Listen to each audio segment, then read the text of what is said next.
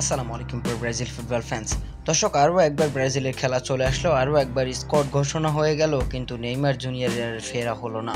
মূলত Neymar junior কিন্তু আরও দুইটা ম্যাচ ব্রাজিলের ওই হলুদ জার্সিতে মিস করছেন। নেইমার জুনিয়র অক্টোবরে ফিরবেন। নেইমার জুনিয়র কিন্তু নিজেই গণমাধ্যমে কথা বলেছেন, তিনি খুব দ্রুতই সুস্থ হয়ে উঠেছেন।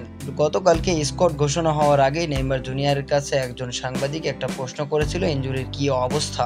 সেই প্রশ্নের উত্তরে নেইমার জুনিয়র বলেছিলেন, আমি সুস্থ হয়ে উঠছি, আমি যত তাড়াতাড়ি সম্ভব ফিরে আসার জন্য সবকিছু করার চেষ্টা করছি, কিন্তু আমি তাড়াহুড়া করতে পারি না, কারণ এটি সহজ চোট ছিল না।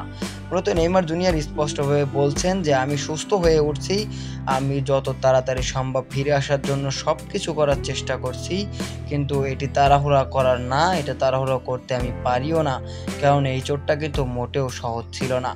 দীর্ঘ এসিএল এর ইনজুরিতে থাকার পর নেইমার জুনিয়র কিন্তু ব্রাজিলের জার্সিতে অনেকগুলো ম্যাচ মিস করার পাশাপাশি কিন্তু কোপা আমেরিকার মতো একটা মেজর টুর্নামেন্টও কিন্তু তিনি মিস করেছেন।